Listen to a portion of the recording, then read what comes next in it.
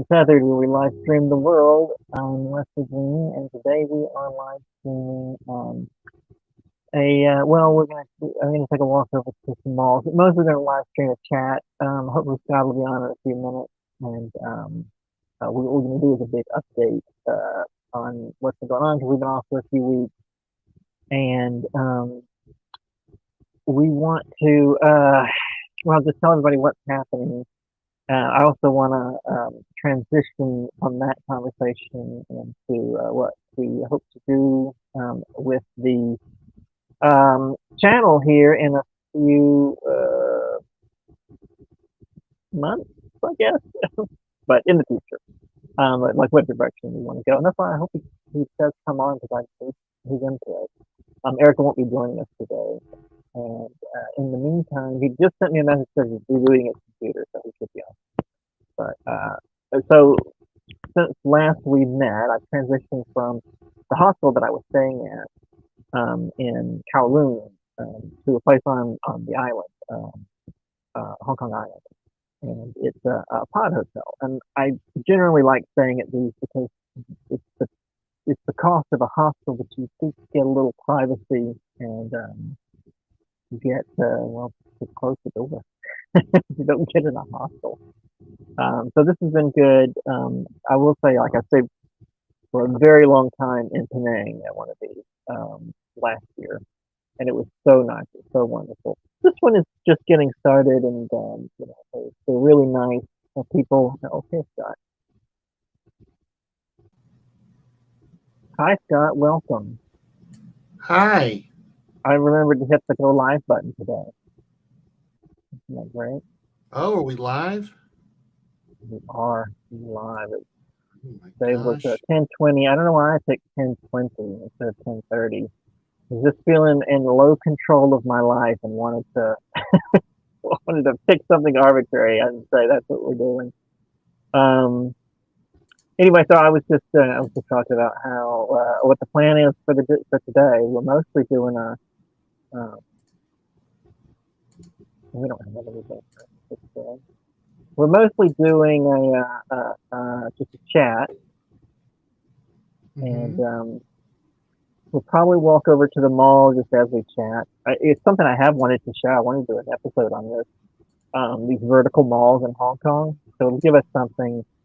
Um, it'll give us something to see while we're chatting. But most of the chat, I just want to chat about what's been going on, and then transition into a discussion on where we want to go with the channel. I'm just getting messages as I'm standing here looking, just sitting here looking. Just getting messages from the people, so we can talk about that. The messages are about them canceling the visa. So I guess we should do like kind of a background. But first, before we do that, let's. I want to show the pod here, um, and then the pod, man. Ah. It's not luxurious, but it's to me better than a hostel. I'd much rather be staying in one of these. So you can see that square right there. That's where a TV would go. The one I stayed in Penang was fancy. It had a little TV right there. So that's cool. Um, and there you go. Okay. That's it. That's the whole pod. Got a nice little mirror. Unfortunately, this one does not have AC, so I got to give up my privacy to get some to cool it off in here. And you'd be surprised how warm it stays inside this thing. Guess that's good if you're maybe How? we should be. Oh, go ahead.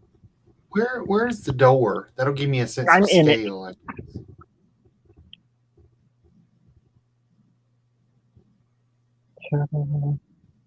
Oh. Okay. That's the pod.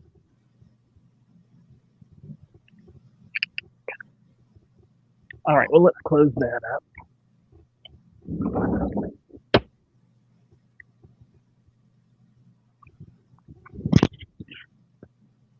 And, I'm sure I got a key, isn't it? And off we go. I don't know that I could do that. I think Get I'm down too on the close. ground. No. Well, yeah, but Oh, I can it's like show you the balcony. It's I'm too claustrophobic, I think. Well, let me tell you, if you if you had to, you'd do it. But I guess hostels are an option. But this place is actually cheaper than any hostel that I've found in Hong Kong. Ah, But this is the balcony place. yeah. That's pretty cool. Gosh, is that Pedro Pascal back there? What the? It was right. Saying it's this hostel. Staying off the radar. Good for him. He's so famous.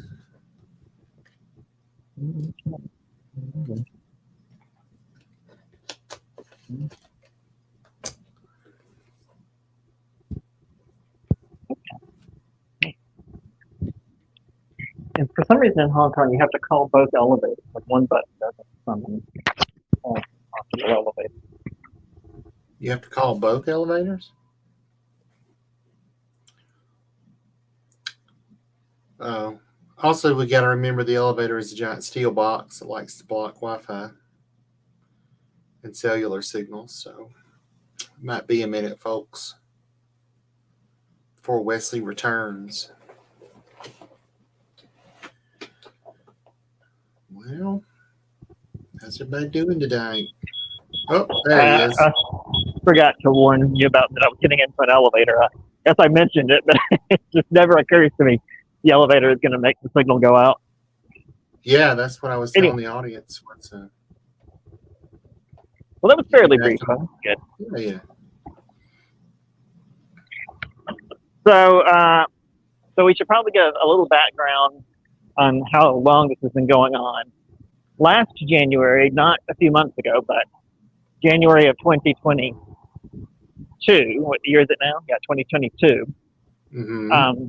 I had been living for 2 years in Vietnam and on a visa program where they just, because of COVID, they were just automatically extending visas. And they just sent a message out that was like, you got to go. That program's over. But schools were not reopened yet. In fact, it was May before schools reopened, if I recall correctly. So, sorry. Schools had not reopened in Vietnam or in Hanoi. They had reopened in Ho Chi Minh City, but the school that I was supposed to be working for had not reopened. So, and I did not have a standing contract with them because when they offered it to me, I didn't know what to do, as has been the theme during coronavirus. I've not known what to do. And so anyway, you know all this. I'm just recapping. Well, yeah. I mean, it's also been a long time, and my memory's not what it used to be, so I need the recap as well. Oh, all right, great. So, a school that I had worked for several years ago in Yueyang, China, had been trying to get me to come there, and I said, well, it looks like I don't have much choice, which is not a great way to go into any situation, but I said, okay, so let's do it. Let's get this visa process started. And to leave out the minor details, what happened was I said, I can't go back to the United States to get the visa because at the time it was a $5,000 round trip flight. This is when coronavirus was at its height. Flights were just not there. They had cut back. The airlines had cut back on their flights to just like the bare minimum because nobody wanted to fly. And so that drove the price up. And I was like, that's just not a possibility. And there are other reasons not to go back to the United States, not the least of which is the 1 million new infections every day in January of last year. So for all those reasons, I said, I'm not going back to the United States, but I can just hang around in Asia and get the paperwork done, wait for it, and then just apply at whatever consulate or embassy I'm closest to. And that's what happened last year. That's what I spent 5 months of the year migrating around Southeast Asia, trying to get all this done, only to find out at the end of it in Singapore that it was never possible. At no point was I ever going to be able to get a Chinese work visa in a country that I'm not either living in or working in, with a legal residency.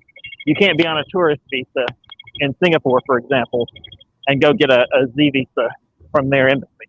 It just doesn't work that way. Now, I couldn't help but think this was something the school could have found out before I started all this, and didn't. Along with the fact that I told them in the beginning they needed to hire a lawyer to advise them, an immigration lawyer, to advise them on what they needed to be doing, or to use a recruiter, which is kind of like just an agent that does this all the time and knows the rules. And they didn't do either one of those things. They just let me go through 5 months of this stuff and then find out on my own. I didn't blame them for it. I know the school doesn't have a lot of money, and I know things are not great, but can you still hear me? I'm frozen on my screen. No, I can hear you. Okay, sometimes it does that. All right,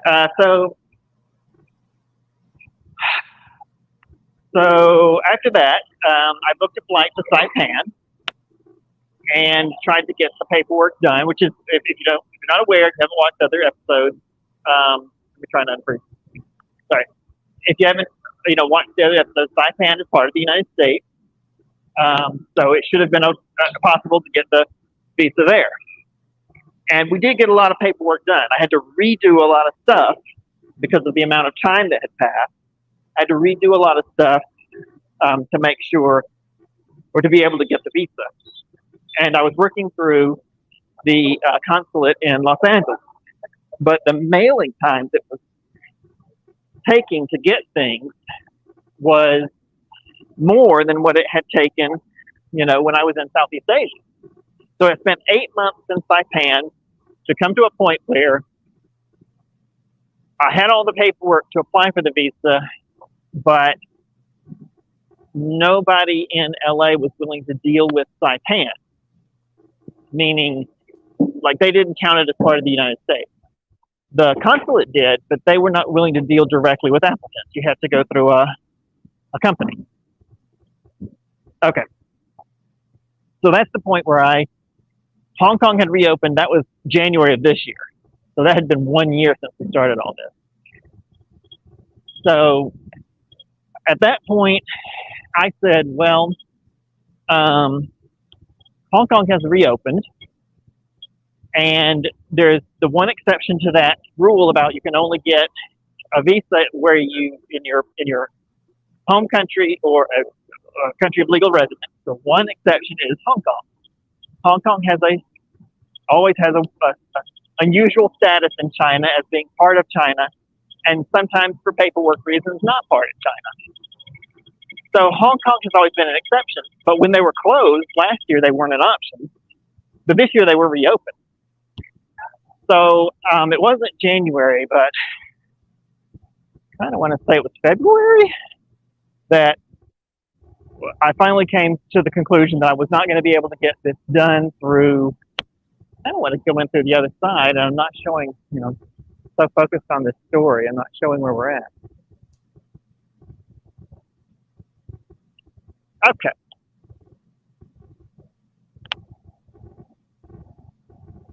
Oh. Wowie zowie. I went to go in through the other side. I think I want to go in through the other side anyway. I could turn out to be not want to do that. Anyway, so that February, I looked at everything and I said, it looks like Hong Kong is now the best option. So, my sister sent me some money to be able to come here. And I booked the cheapest flight I could, which took, I had to wait about a month for the flight because it was, while most flights were around $2,000, this one was $300. $300? Can't remember. I think it's close to 300, to something. Yeah, anyway, somewhere in that range, yeah. It was a 37-hour flight connecting through Korea and Vietnam. and it was not pleasant. But I got here, and I got in my application, and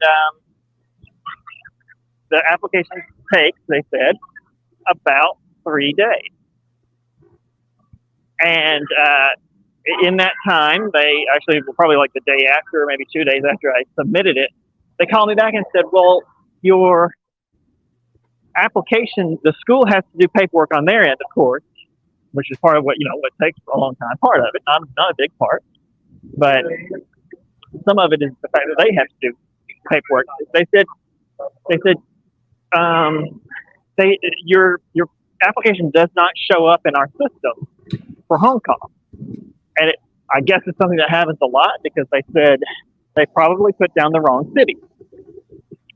And I'm not sure really how they knew. But yeah, they say they probably put down the wrong city. And so I sent an email to them, or a message to them rather, and she sent me a screenshot back, and the screenshot clearly said Houston, and she circled it. She says, is this wrong? And it's like, well, I'm in Hong Kong, so yeah, that's wrong.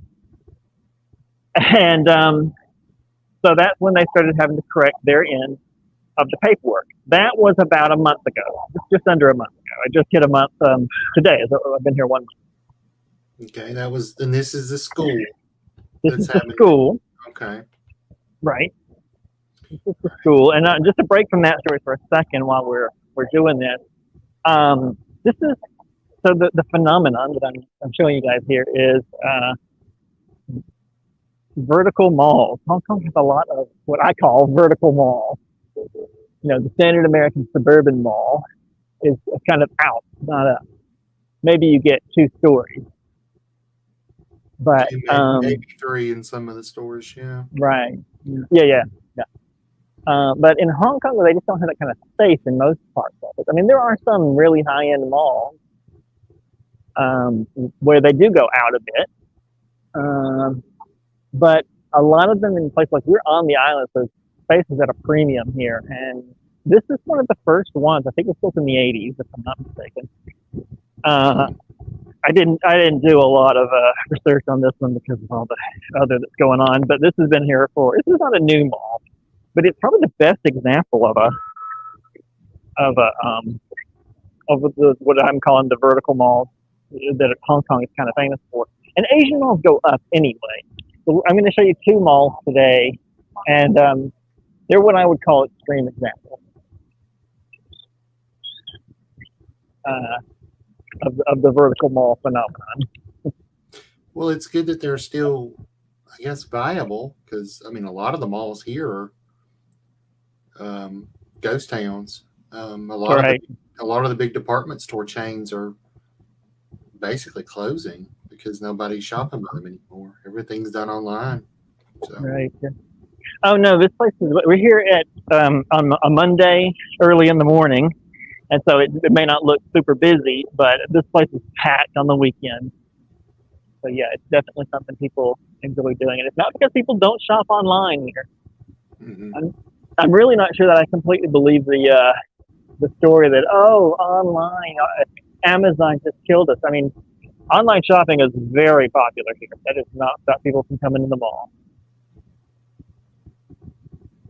While we're writing up, I guess I'll wrap up the prelude part of the story, which is so a few weeks ago they started correcting this paperwork, and the short version on that is they cannot seem to get it corrected, and they refuse to support me while I'm here. Like, I planned for 3-4 days a week in Hong Kong at most. I had some money, like I said, that my sister sent me, because I haven't worked in a while. I've been trying to get this shit done, and I had some money put away that my sister had sent me, and I think I would have been fine. But for the fact that one week turned into 1 month, and they were no closer. Last week I told them to, actually no, it's been a week and a half, so I guess it was 2 weeks ago. I told them to cancel it. I said, look, if you're not going to pay for this mistake that you've made.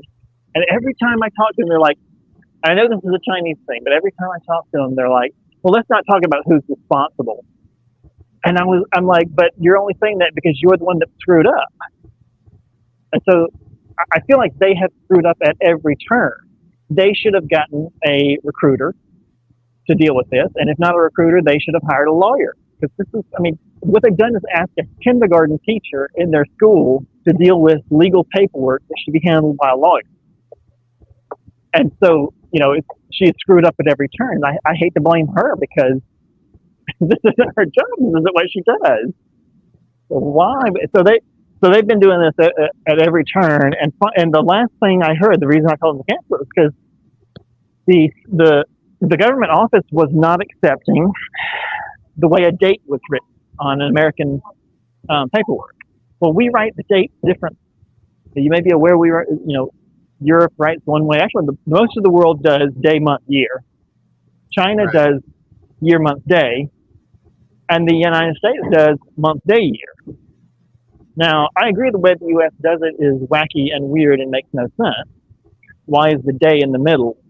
The others have a logic of smallest to largest or largest to smallest. But there's no logic to the way the U.S.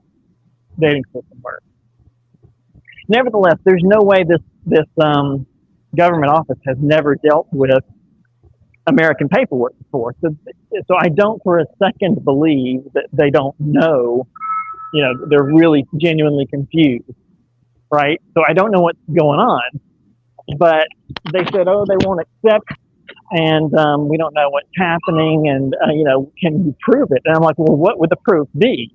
You know, you can look up as well as I can. Upstairs is closed, so that's this mall. Let's walk over to the next one. So I guess the point of all that is that there was no fix to this, and they were still like, well, you know, what do you want us to do? And I'm like, what are you talking about? What do I want you to do? I want you to get the stuff done, right? Don't come to me asking what to do. Every time there's an issue, just like when I told them to cancel it, it's been a week and a half, and she just messaged me this morning and said, oh, well, they want to know why you want to cancel. And I'm ready to grab someone by the throat and squeeze their head off like a fucking grape. Because this is not a question. Do what you need to do. Stop coming to me and asking me how to do basic things. Cancel the thing. I don't care what you write. I'm the reason. And don't wait a week and a half to come back and ask me this question. Why is this so difficult for you? I'm really, really ready to kill every one of them. Because here's the result. Here's what's going to happen to me, because they would not support me while I'm here, and they won't get the paperwork done. Come Saturday, I will be on the street. I have not a dime left in my bank account. I have had to beg, borrow, and steal for over a year to get to where I'm at. And I'm out. There's nothing left I can do. And we are months away from getting a new job. There's no way that another school I'm going to find one. First off, I'm not convinced they're going to cancel the thing. So I should not even be looking in China, because I can't apply for a new job until they cancel this, and they don't seem interested in doing it. You know, they just couldn't care less. When I send her messages, she's like, oh, well, I'll go by today. And I've got no leverage now that I'm not working there. Obviously, I didn't have much in the first place, but I've got no way to make them do it. They send nice, polite messages, but what they're actually doing is screwing me hard. Now, come this weekend, I will be sleeping on a park bench because these fucking assholes could not do the most basic thing, just get simple paperwork. And I know it can be done quicker because I've done this before. The whole process took about 2 weeks with the guy in Chenzhou that I worked for, the last place I worked for in China. Sorry, losing my voice. So, I mean, you know, if bodies start turning up at this school, I hope nobody traces this. Of course, they won't. We can't get them the country. It's a joke. But I mean, I'm just ready to strangle every one of them. The school will not own up to its own mistakes. The people who direct the school claim, and I'm staying in this pod hotel. I didn't demand the Ritz Carlton. I'm staying in the cheapest place I could find, $150 a week Mm-hmm. in Hong Kong, no less. And they're unwilling to help. I didn't even ask for money for food. I was like, I've got a little bit, I could probably survive.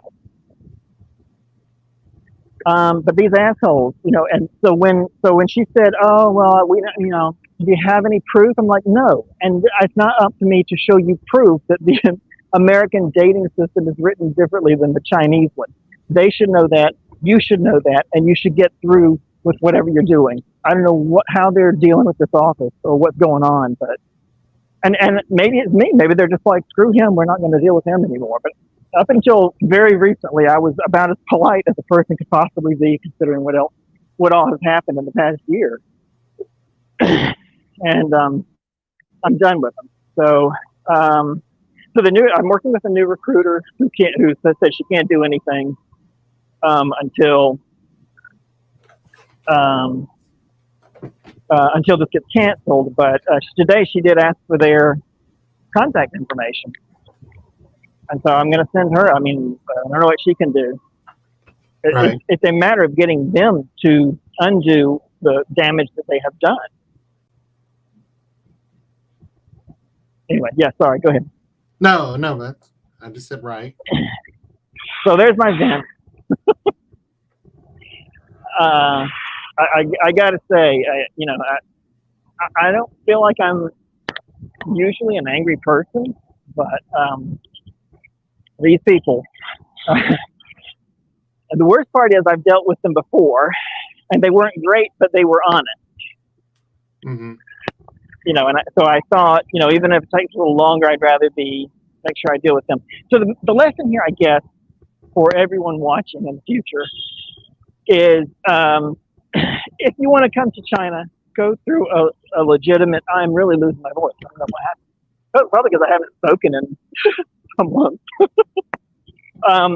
If you want to come to China and work as a teacher, or anyway, go to an established, reputable recruiter. I've had some good luck with schools doing it themselves. And people don't like to use the recruiters because the recruiters make money off the whole situation, of course. And I'm just here to tell you, they're earning it. They're doing something that you need to get done. And if it's wrong, it's going to cost you a lot. So it's kind of like they're an insurance policy. Working with a recruiter is an insurance policy. They take responsibility. A good recruiter, and a reputable one, takes responsibility for what they're doing. And they know what they're doing. So always work through a recruiter. It just saves you. Yeah. What else, Scott? I don't want to linger on that too long, but now is not a bad time to mention how people can donate to the show, which is that on our YouTube page at the top, the first icon is Buy Me a Coffee. And if anybody's watching and they want to help out, you can click on that link and it'll take you to Buy Me a Coffee. That's an app. I'm not actually asking for a coffee. And you can donate to the show. And that is a great way to transition to what we want to do in the future in the show.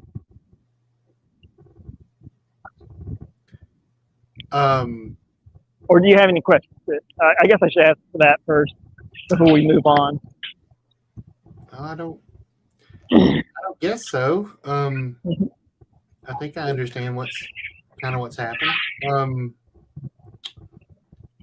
Okay. Well, I guess sort of what's going on in the future of the show will depend on where you end up as far as getting back into China or what. Because the name of the game recently has been pretending I'm not in the real world. I was thinking we should, think positively and like assume that I get a job in China and that things go well, Mm-hmm. and you know, that I'm able to make that work. And then what do we want to do on the show from China?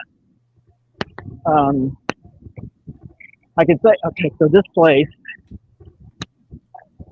called Haisan, I'm not sure. Place. Yeah.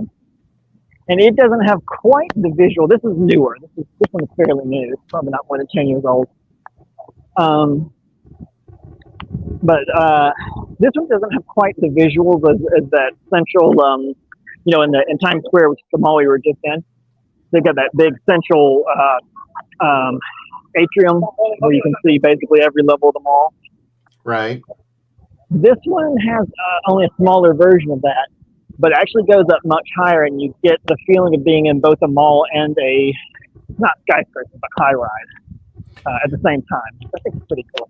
Yeah, I noticed that. I was like, well, I mean, that's a cool visual, like to be able to see all that stuff, but at the same time, it's like seems like a lot of wasted space when you were saying the reason they were being constructed at all was to save space.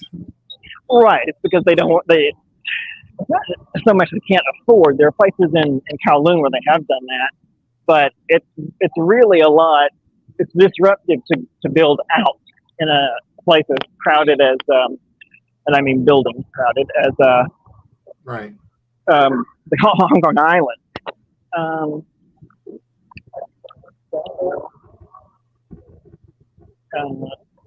So the point is to take up only maybe a couple of blocks. The rest of the world, by the way, doesn't measure cities by blocks. That's an American thing, but I do it. So they're taking up a few blocks rather than, completely disrupting the transportation system in the city. They're just going up with it. Right. But your point well taken. All that space could have been used for stores, retail space. Yeah. Yeah.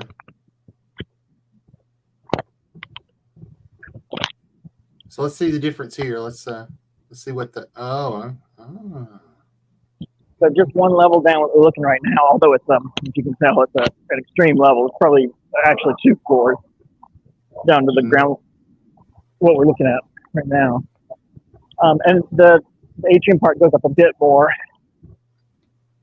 You can go up that escalator now. The next level up. I mean, I feel like we've done one of 2 things so far, and with the channel, I mean, and like we're obviously doing. Sometimes there's a little crossover. We do fairly. I don't know if it feels short to you, but we do fairly short episodes of an hour or 2 at one destination. One site, I should say that, one site. Mm-hmm. And that's it for each episode. And maybe that's the way to do it. And the other thing is to try and like do something. Although this something can sometimes be like when we walk through the markets of Mongkok, we hit several spots, but they're really just individual sites, and we're pseudo shopping, window shopping as we go. We've done a couple of episodes where like we were trying food, a particular kind of food or something. And I guess I feel like they're brief snapshots of wherever we're at. And I don't know, what do you think? Do you feel like there's a difference even between those 2 things, or? And by the way, this is the roof. This is the roof of the atrium, but not the end of the mall by any measure. Oh. The question is, do we want to express to the top and then explore as we go down, or do we want to do the reverse, slowly up and then express down?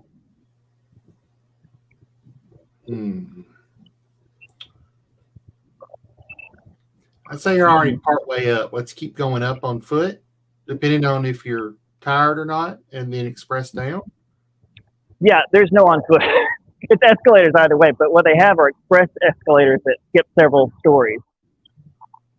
Oh, I thought it was an elevator, maybe like a No, no, fast. no, no.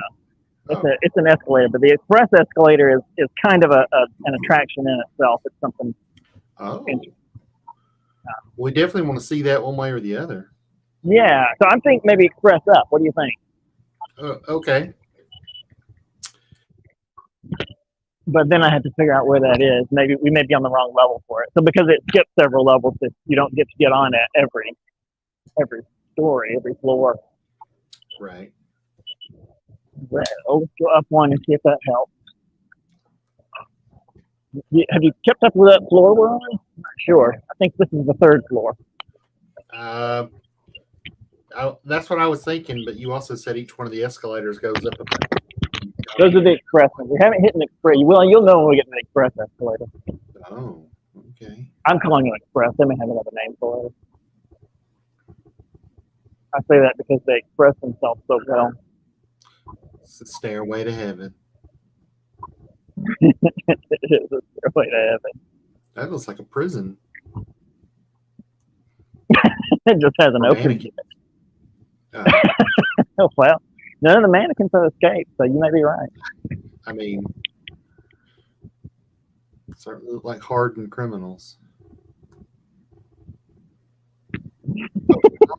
Says that alien. Plastic.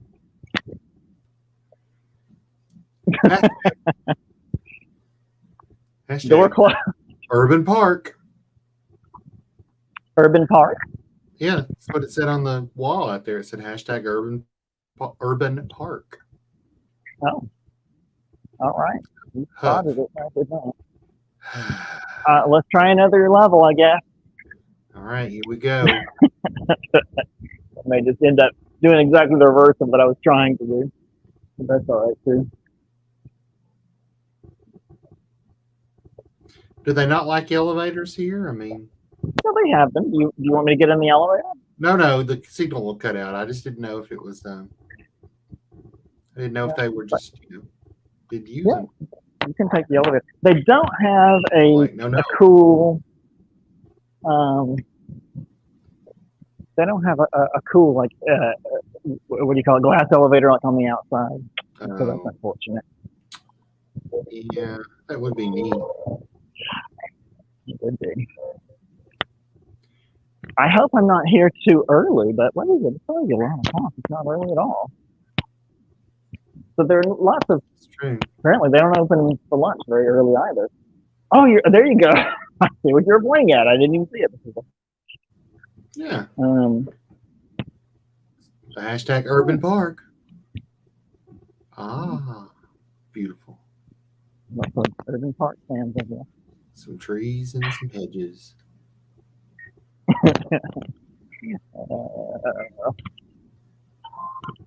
So this is the part where I was talking about. It's not as visually appealing as that big giant atrium at the older mall that we were just in. There's no elevator for you. Oh, okay. Well, I just didn't know if they were just like, no, those are dangerous and scary. We don't want to use those. Well, I guess maybe in my brain, the mall was designed by my grandmother, who was claustrophobic, didn't like elevators. You know, it's possible. no, I don't. Escalators to the second floor. Well, yeah, but Granny didn't have any kind of like architectural design, you know.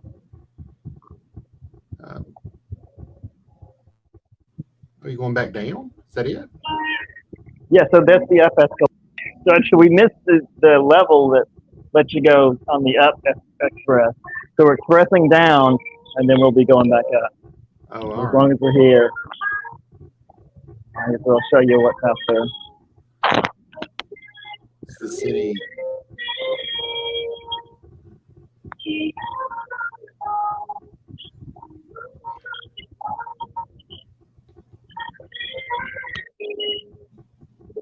Well, Scott, did you have an opinion on like what types of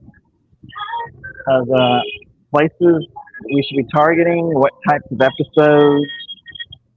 I guess I had in my head when we started this, early on, Mhm.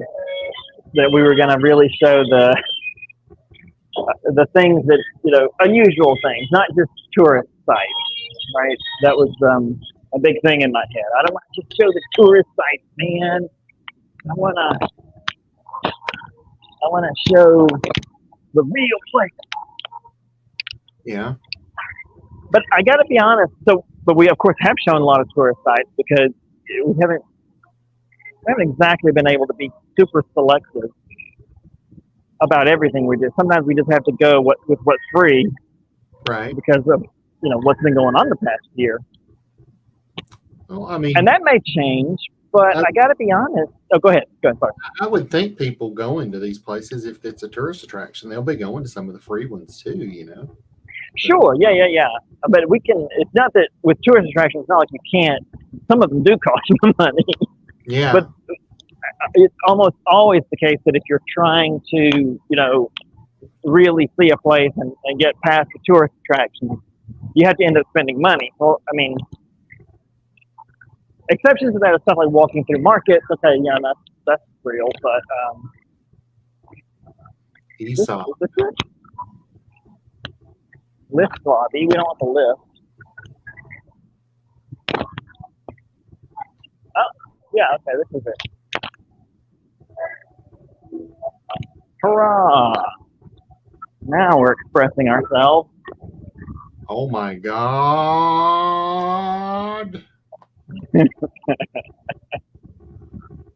Okay, so I guess the thing I'm way beating around the bush, and just say it. I think we had more fun at the tourist attractions, historic sites, and maybe even some just fun sites, and maybe. And to be honest, I mean, I do love that stuff. I like getting to know a place, but that's because I've lived abroad. I didn't get to know a place on vacation. I did it by living Yeah. abroad. And I got to be honest, when I first go to a place, I'm like, show me that list of tourist attractions. I want to see them. I mean, they're not all. Some of them are touristy. Some of them are like just tourist traps, as they often say. And I don't want to do that, but I kind of do want to see the stuff that the place is famous for. You know what I mean? Well, yeah, if you're going to those places, I mean, why wouldn't you? They're famous for a reason. There's probably something there. Yeah,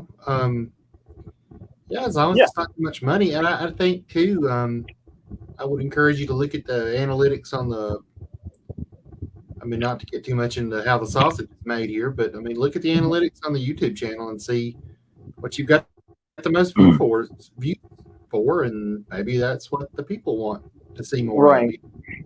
I honestly don't know that I've seen. Our biggest thing is coming up with things that are searchable, and people search for things they know about. So that's another thing that, like, I don't know if I could genuinely say that it's about the genuine place versus the tourist place. I'm not sure about that, but I am sure if people know about something already, and then do an internet search, that's far more likely to get a hit than that know. search engine optimization, man, it's real. It's a real thing. It is. You're right. I mean, as I've been looking for jobs too, I mean, that comes up a lot for writers. They're like, do you want to write stuff on the internet? Do you have experience with search engine optimization? Mm-hmm. Yep. Cool. That is absolutely true. So my thought is, generally speaking, if we have a list of tourist attractions that we're going to, we are much more likely to get hit. Yeah, and there may be some secret to what you put into the video text as well to try to generate hits with search engine. Yeah, there is. I mean, the number one thing is to just list what you're doing and what you're seeing. So a good description. I don't want to say you don't have to worry about SEO. You do, but if you have a good, accurate description, that's your best. And detailed. detailed description. Right. Yeah. That Yeah. should work. Oh my gosh, an anime is happening. Oh, good. I'm glad you saw that. This is how they display the temperature, the UV index, all those things on the big screen here. They've got an anime. It's the same thing it plays. I don't think it's actually from any anime, but it's like people riding around and they just see all the information displayed. Oh, the Moderate. X-Men, look out. The X-Men are telling you the weather. Well, that's kind of neat. I mean, you know. Oh. Okay, we're on the 7th floor. Oh, Santa Monica and Bel Air. Yeah, that's where we are. That, Elevator. That's not true. That escalator was much taller than you thought. It is. You're right. It was so tall it went all the way over the Pacific Ocean. Well, I wonder if there's another express. I don't see a sign. Okay, we're just going to take. Did you meet Benjamin Sisko inside? Oh, a hoax. It's all been a hoax. Sorry, Scott. None of this is real. I didn't meet Benjamin Sisko. Why did you ask? I think it was a wormhole. That was my Star Trek. Oh. I see the connection. Yeah. I see. I get the picture. It's a connection between 2 points in the material universe. It's a wormhole. I don't think this is right. But I'm walking down this way anyway. Oh, here we go. Pick up here. Definitely not. Okay. That's food. I thought you meant my definition of a wormhole. I'm like, well, it's generally correct. I mean, oh no, it was a great definition of wormhole. I mean, it was pretty vague, but accurate. That's the best way to be accurate. I guess so. Yeah. Don't be specific.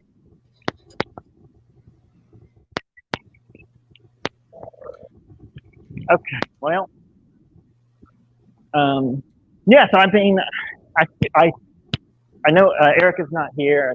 I don't know if you kept up with what's going on with her right now, but she's, I'll let her say it or not. She can decide for herself. But she's having a family crisis, and it's heartbreaking. But I'll tell you about it later. Oh, are the kids okay? Yeah, the kids are okay. Okay. Good. Just a sad thing. But she may not want to talk about it when she does come back. But I feel like she would agree on this. I think she really likes to do tourist stuff. I think she would like to travel, and she hasn't gotten to travel. I mean, to be fair, not many people have traveled as much as I have. It's really not a recommended degree of travel. But oh, look at all this. But I think she would like to travel more than she has. And so when I go and I see just regular tourist stuff that I sometimes scoff at, she's like, "Oh, cool, do that." And so, having gotten that, and also Russ, who's our only regular viewer who isn't on the show, he loves historic sites, and he wants to do that kind of stuff. And I find myself, when I try to be the active traveler that's investigating culture and blah blah blah, I find that I miss a lot of that stuff. And I realize a lot of times historic sites like lay the groundwork, foundation for what a culture is. If you don't start with that, how do you know, how can you really talk about where they're at now without knowing where a culture came from? So I get that, it's not invalid to go see that stuff. And I've just, been thinking a lot too, that we've done over a year of shows, and while we don't do it super regular because again of the way things have been going, I feel like we should be getting more hits on the videos that we do, and it's not the reason that we're not getting them is we need to be doing things that are more interesting to the people who we want to watch. Not put too fine a point on it, but you know what I mean? Yeah. Okay. So I think it's not really a big shift. It's more of a shift in what I was thinking and planning in the future. I think when we, again, positive thinking, when we get to China and I'm employed and we can afford to go do some of this stuff, I think a good option for us is to it's to think in these terms. And there's one other thing I was going to say, but let's talk about that first. If you had anything else to say. No, I think, yeah. I mean, I wouldn't turn down going somewhere, free. Obviously, no matter what it is, as if you don't have the money to do, pay for a ticket or whatever.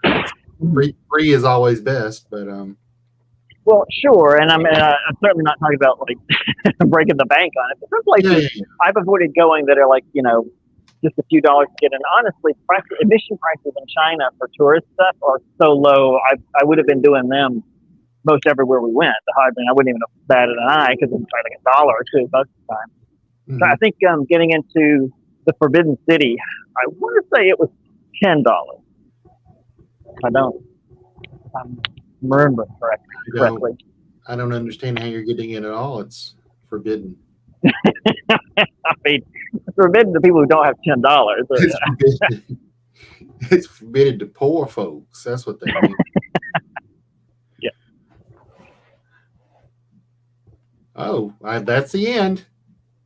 Yep. This is the roof, the actual roof of the mall, and we are on the something floor. Let's see if I can figure it out. 15. We're on the 15th floor. Okay. On the fifth, so this mall is 15 stories high, and as I mentioned before, you don't get the 15 stories straight down when you look because it's broken up, and some floors here actually do have they're using each level as floor space. But nevertheless, this mall makes a lot better use. I don't know if you can tell because I got the shades gone. It makes a lot better use of the height. If you're on the 15th floor, you come here for, I think this is Hot Pod, looks like, and you see out high. You see out the window 15 stories. It's a great location. Sorry, my friend. They heard me. They're like, well, it's weird. It is 11:15. We are closing in on lunch, and I don't see anybody here. It's Monday. I guess that's part of it. Right. But yeah, there's not as many. Anyway, these restaurants, especially the ones here on the very top level, these aren't super expensive restaurants. Let's see if I can find them. So 90 minutes all you can eat. It's a speed eat apparently. Oh wow, they limit how long you can stay. Well, they limit how long it's 90 minutes or how long it's all you can eat. But all you can eat sushi for $208. That's not. I mean, it's not a discount meal, but that's not. That's Hong Kong dollars too, Scott. Okay, I was about to ask. Yeah, everything you see posted is Hong Kong dollars. If it's on the internet, it'll usually say. Yeah, 208 US dollars. That would be expensive for a meal, but this is about $30. Oh, that's not terrible. Right, for all you can eat sushi. Yeah. For 90 minutes, all you can stuff into your mouth. And cram everything in your face. Well, see, this restaurant here, is this the one I'm looking at? It is. I mean, you are looking at it. Well, you're right. I mean, it's not. This is not a 5-star, and yet it's got a $1 million view. You can see again. You may not be able to see it, but you can see from here the harbor. Yeah. You're up amongst tall buildings. You can see the harbor. It's a great view, and it's not the most expensive restaurant. All right. I mean, to be fair, that's about what I think This is the That's- food court, by the way. The level we just left and the ones you see below us. This is the food court of them all. It's on the top. Go ahead. Sorry. That's all right. Pizza Maru.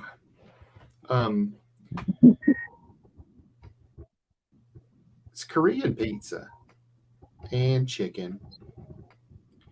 That $30 was about what I think we paid last time we went to the Iron Age all you can eat like Korean barbecue place. Oh, It's about- really? So that's Yeah. where prices are in the U.S. now? Well, I mean, yeah, but this is not just like, Golden Corral or anything with a Right. Um, So it's a fairly fancy Korean. yeah, Like- it was fancy to me, but I'm, country mouse, I guess. But it's pretty fancy to me. Like they bring it's all you can eat eats. It's like Yeah. keep Oh, yeah, that's bringing true. it. So, I like it. I mean, you have to cook it yourself, that's fine. I always feel like I I'll know what I'm save it. paying you guys for. I don't understand why I'm doing this, but people like it. So I just the like that they thing. keep bringing me meat. continue bringing the meat. I mean, that's very popular in China, the cook it at yourself type of restaurant. Cook it at your table. I mean, Yeah. yeah, that's very Um, popular.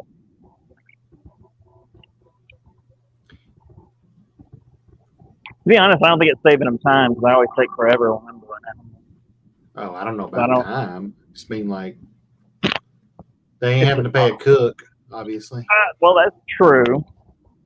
I'm sitting here and shoving all this chicken and beef and stuff like that into my face, and they're not having to pay somebody to cook it.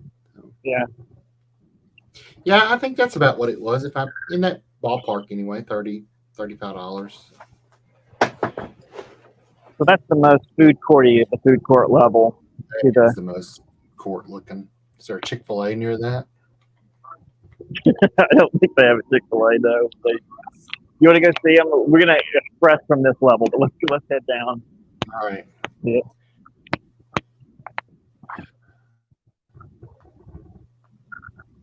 All right, let me dig up the last bit, which you're not gonna like, and let me just tell you, you can still keep joining in as if we do it. It's just a thought, an idea right now. If you don't Okay. want to do the full length, you can always tune in or join us for the period that you're able to, that you would like to, and if you're not having fun anymore, you don't have to continue. But I was thinking of trying to work out the logistics of doing longer streams. So the very first spark of an idea I had for all of this was to do these like we would show a regular day of vacation, but just live stream the whole thing. So, you get up in the morning and you got your list of sites to see, and you're planning to go around the city and see stuff and do stuff. And so we would just start, the stream at something like 9 a.m. wherever I'm at, and stream until I see the last site at the end of the day, which could be, early afternoon, but it's longer than what we're doing now. Oh, I went down. I meant to go up. Shoot. The down-up confusion. This is the land of confusion. Okay. Well, So in China, that of course would mean for you a third shift job, which you don't necessarily want to do. I know. I hope that you'll consider doing the whole thing at some point, and I hope that if you decide not to, you will, tune in like you did today, and so start at what did we do today? 10:20. So let's say start at 9. That'd be 9 your time, and you sit there for a few hours and enjoy seeing the great stuff that we see, and then you don't have to stay up till 7 a.m. You can just say, well, I'm going to sign off, if that's what you want to do. And I'm not sure this is the right answer, but I'll tell you I'll tell you what has made me think of doing it this way. If we have something interesting that people do want to watch while we're live streaming, Mm-hmm. to be on for only an hour or 2 hours seems like a long time. I know you guys probably think it seems like an eternity, but when gaming live streamers do this, they often don't get a lot of their viewers tuning in until like hour 3 or 4. I mean, because they'll stream for 6 hours or more at a time. Of course, they're sitting at home. They're not trying to do something completely wacko. Well, it also depends on the gamer streamer too. Sure, yeah. I should say there's certain games, but it's not all of them. Yeah. I have a friend who she's been doing it for how long's she been doing that? 9 months Long time? maybe. That vicinity. Oh, okay. 9 months. All right. About that, I think. And she goes about. I mean, it varies, but she goes from 3 to 5. 5 is outside, but 3 to 5 hours, I'd say. Well, she's also got. If she's really in the zone, she'll sit through it. But she's also, and for years she's had this. If she sits too long, she starts hurting, and she's several years younger than us. I mean, it's just something she's got a condition about it, and I mean, so she has to get up and move around and that kind of thing. But yeah, she'll now more recently, she'll just play after she gets off work a couple days a week. I think it's about a couple weeknights and then one day on the weekend, and she plays with several different people. So, well, using these gamers as a template too, I had to say another thing that made me think, well, maybe this is the right way to do it, is that after we do a 2 or 3 hour stream, hello, sorry, I hit that button sometime. Whoa! Wow. After we do a 2 or 3 hour stream, I still only have one site, so I'm still only getting if I go in and try to edit a video out of what we did, then I've only got one video to make. Whereas if we did a whole day, a long stream, I can then take that, and so you were just saying after she gets off work, assuming everything goes well, and it has never before, but if it did this time, and I ended up in China with the job 9 to 5 Monday through Friday, we'd be doing like one stream on the weekend, and then if we do that long stream, then I'll be able to get 5 or 6 videos that I can put out the next week after work. Go home and edit videos out of what we did. You see what I mean? Mm-hmm.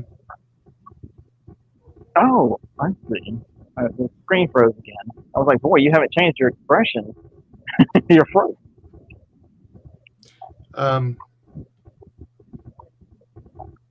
So that's why I'm thinking of it. I think those are the 2 main reasons that I felt like maybe the shift make. Well, what do you think? If your plan is to get enough footage to film, to break it down into videos to put on YouTube later, is to cut out the parts where you had to go to the bathroom and the parts where you're on the bus and that kind of stuff. The parts where we're talking about office stuff now, because I'm sure this is riveting for everyone out there. No doubt.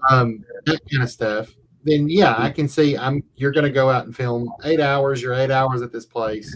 You're going to go home and you're going to get, let's say it was a really exciting place, and you're going to get 5 hours worth of trimmed down content out of it, and that's 5, 6 videos. Who knows? Okay. I'm just throwing out numbers. I don't know, but consider your audience attention span, and this is not gonna. This sort of stream is not.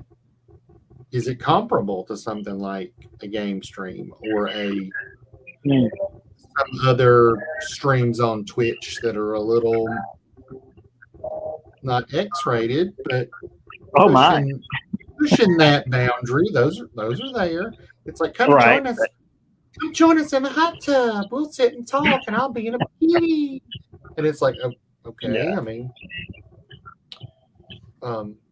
people watch that for a long time. Yeah. For obvious reasons. Right. So you don't think anybody will watch it? I guess the thought on the 8-hour stream is not that people will sit and watch the entire 8 hours, but that you're opening yourself up to people who find you on the internet, or we have some subscribers and they see you've gone live, but they only notice it, as is often the case with me. They only notice it 3 or 4 hours after the message comes through. Yeah, you know what I mean. Well, yeah. Part of that is because here in the U.S., those people are asleep. Well, that's right. Well, that is another thing that we are just going to have to accept as long as I'm on this side of the planet, that Americans are not going to be tuning in live in large numbers. Now, there are a lot of,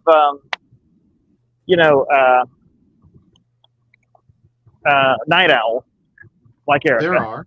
There are. Who might. But sure. You're talking about a decidedly smaller portion of the population than you'd be opening yourself up to in the daytime.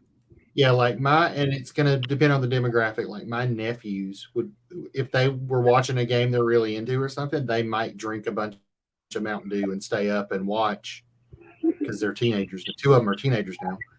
Right. Live stream most of the night.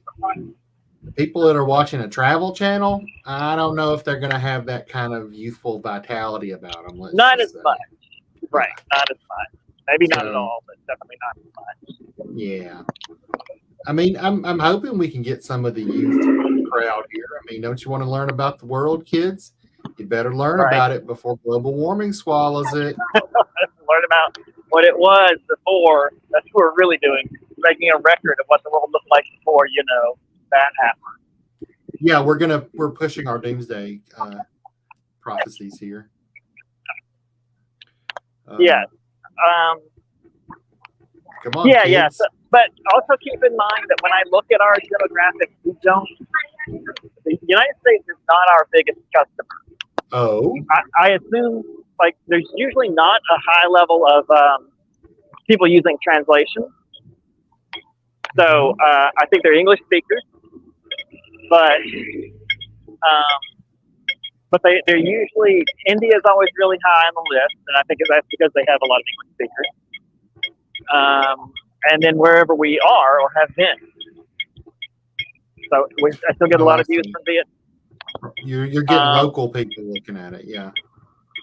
Right. Okay. Well, English is I was talking to my nephews about this actually. English is the lingua franca of today, currently. Yeah, sure. Yeah. That's right. Even though lingua franca is not English at all. Strangely. It is an ironic name, but it's true. Yeah, we're the English is the fear not. Well, for the moment. English is the lingua franca. For the moment, yeah, that's right. Yeah, that's where we're at in history. Well, that's one reason you can actually make a career out of teaching English abroad. Yeah, that's true. Although I'm to kind of go off on a little bit of a tangent, I guess I'm a little more worried. I never thought I would have to worry about this. That robots may take my job here in the pretty near future. So. I'm more worried robots will take me. I feel I may be abducted. Oh, well. By the robot mafia. Are they violent robots? Are they sexy robots? I don't know. I don't mind being abducted by robots. As long as they're sexy robots. Don't kink shame. No kink shaming on the. No, not at all. That's right. the You go for those kinky untethered, robots. I mean, sexy robots. the untethered live stream. There's no kink shaming here. No kink shaming on the untethered live stream. Well, I guess it's because it's strangely early. It's 11:30, but man, you come here at night, and this place is. This is one of the. If you want to come and get shots of a packed crowd, this would be it. They have to close this road off right here directly in front of us. I And mean, it's just it looks busy now. I mean, it's certainly It's there's busy. certainly not a ghost town. no, but it's it's not crowded yet, for sure. Ugh. It's much crowded, more crowded later. Like crowds. Too scary. Well, Got some of the stuff that I'm rolling over in my head right now about changes to the channel are because, of the earlier aforementioned stress that I'm having. Right. And I'm just trying to distract myself by thinking of other things. Oh, that's fine too. So maybe it's something we don't even do. But I kind of do. I kind of like the idea of just, I just, instead of being the responsible traveler, people that say, I'm a traveler, I'm not a tourist. I'd rather be a well-behaved tourist than a poorly behaved traveler. So I'm kind of like coming out as that. No, I'm just a tourist. I just want to see the tourist. Please show me the thing with the admission and the turnstile, and I will jump right in. I do like that stuff. I've tried hard to, point the other direction, but I don't know. Maybe it's a better service to the world for the channel to say, here's how to be a well-behaved tourist, rather than convincing people that they're, gonna be like a local. I actually don't even like that, idea. You don't like being like a local? Yeah, I mean, you see that in a lot of travel stuff, and I'm sure it's all well-intentioned, but they say things like, travel like a local, Rick C says, go through the back door, which I can't help but hear in a sexual sense, but Yeah. that's just me. So I can When giggle. you're traveling, go through the back door, but only with consent. That's right. That's absolutely correct. Well, yeah, so I mean, you hear that, and like I said, I'm sure it's well intentioned and meant, they mean well, but a lot of people hear that and they forget that they're a guest in a foreign country. This is not your country when you're traveling, even when you're living abroad. It's not your place to judge. It's not your place to decide what they ought to be doing. Yeah, it's so. I mean, I think people can hear it wrong.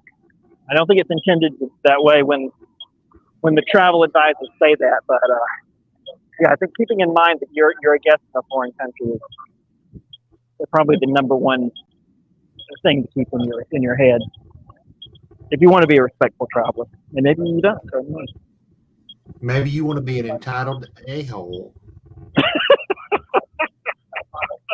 also an option. I mean, it's an option, but it's not one that at least I recommend. I think yeah, you should. Untethered does not endorse the song.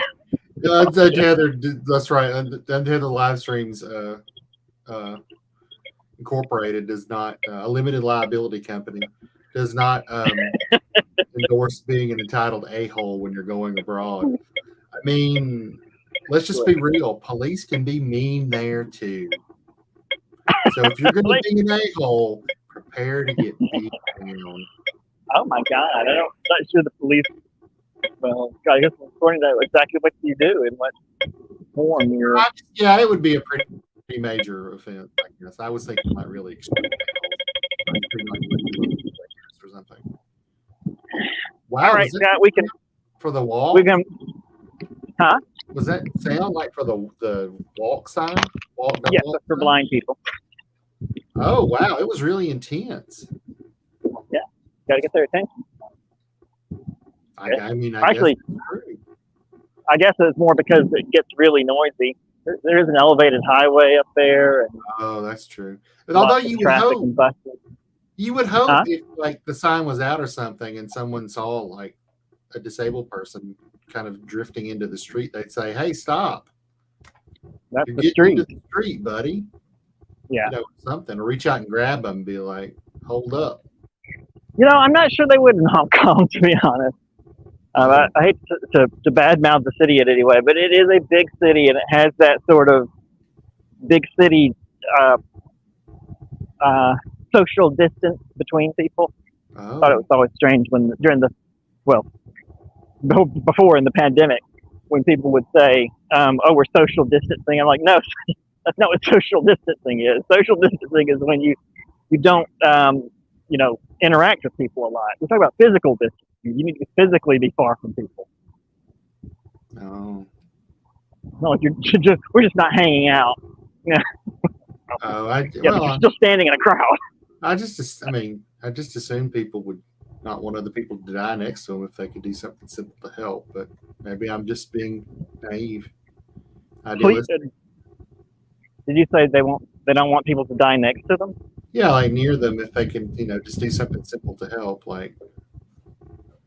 Stop. Oh, right. No, that's not like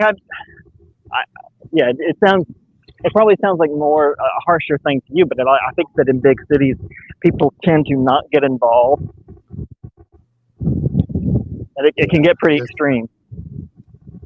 Wow. But it's just a matter of habit. It's not like they're like, I hate that blind guy. I hope he wanders into the street. It's Sure. just like you just don't get involved in other people's business. I guess that's true. Is this a pool? Like a public This pool? is. Well, this guy has made help us see exactly what it is. I kind of want to show you, and let you be surprised, because it's kind of crazy to me. We're in a park, Yeah. so yes, it is public, and it is water. I guess you could call Oh it a pool. no! Is it a potty? What? Is it a giant potty? Oh, neat! It's a little pool for racing on boats. That's right. Oh, This is the fast section over here. it sure is. Wow, This is the fast lane, baby. that's really neat that they've got a place Isn't just for it? that. Yeah. That's pretty cool, right? It sounds like a dog barking. Kind of. Ooh, I like to get to practice how quickly the gimbal can follow. Yeah, man. It's faster than my hand. The gimbal's doing it. That guy knows he's being filmed. He is showing out. True. That's awesome. It's a cool thing to put in a public park, right? Yeah, it really is. I mean, you got to figure somebody was like, "Hey, we should spend public money on this." There's a big demand. Right. I mean, you got to figure. Somebody said there's enough demand that we need to spend money on this. I mean, maybe it was some kind of sweetheart political deal. Hell, I don't know. We got to think of some reason to build a giant pool. I just My want to be able to friend- race my boat inside the park. Right. You've been bought by big RC boats, haven't you? The RC boats industry's got its claws into you, mister. I don't know why I said there became a 1930s gangster drama here, but it did.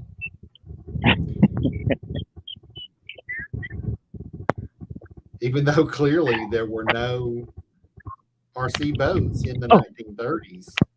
Oh, wait. Do you know this for a fact, or I the feel float? I feel pretty sure about going out on that. Radio had just been invented. I guess that would be. Yeah. So these are slower boats. Although he's going faster than I thought. He would. Littler kids, I guess, play with their boats. Littler kids play with their boats. I mean, I guess I thought that kid was driving it. Maybe not. No, he's just sitting there. I don't think he's even noticed it. So common. Well, that's super neat. Yeah, it's pretty cool, right? See, this is more All right, exciting in the mall. Well, I gotta say, Scott, I had to agree. You know, if we go this route of longer streams and trying to hit tourist sites, I'm sure we will hit some malls and some shopping things. But I feel like there'll be more stuff like this on the list.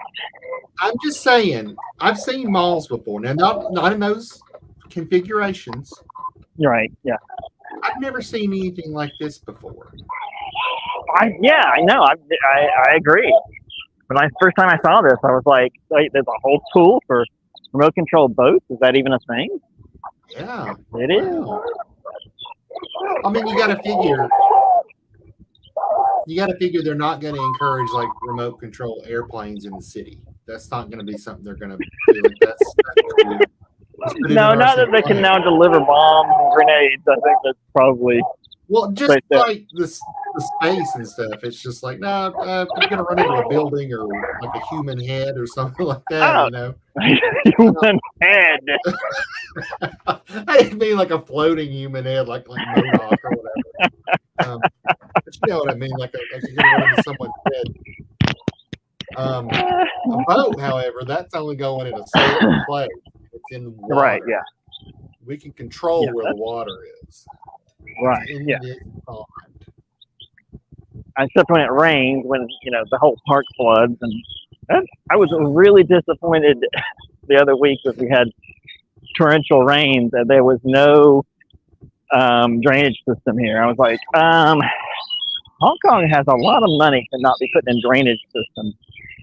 You are getting shamed by Singapore on your drainage. But the RC boats can just go anywhere then. It's life of freedom. Well, the big drainage ditches they have in Singapore. I don't know if you remember those or you're on any of the streams where we showed those. I do remember those. They look like they were serious business. If I'm thinking of the right things. Yeah, they were. Ones in Singapore are enormous. They are everywhere. I bet they've got the best drainage system in the world. And they've got the best skateboarding half pipes. It's all over the city. Well, no, they're squared. You couldn't. Oh, I guess I misremembered their shape. But yeah, they were still kind of big. Oh, what's that? What's what? Where those stairs go? Oh, bridge over the highway. Okay. It's a bridge over troubled highway. Well, seems to be moving all right. They're not all that trouble. No, they're not. I'm going to take you to a nice spot to sit and look at the harbor and hope you don't get homeless. You particularly don't have to worry about that. I'm sure that's what everyone else there is worried about. Well, maybe you do. I mean, I don't. It's not a current concern. That's thankfully. Good. Things change. I mean, that's true. They do. Usually for the worst. Well, I don't know about that.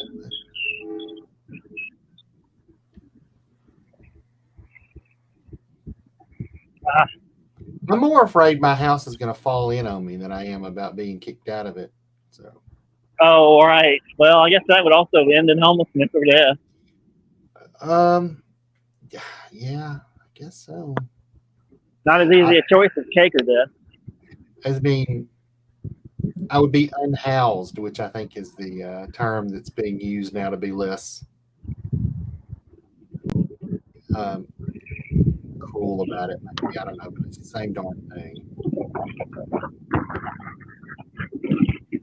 These people are unhoused. No, they're homeless. They don't have. It's fine. You can say that. It's like when did it I'm going to sound like an old man for just a minute here. It's like, when did it become bad to call people secretaries? Like, it's like, oh, they're a professional assistant or something. It's like, no, it's a secretary. It's a noble profession. What's wrong with just calling them secretary? Yeah, what bothers me about stuff like that is it implies the name is more important than what's actually happening. Like the job Yeah. didn't change. It sounds more important. It's a title, therefore it is.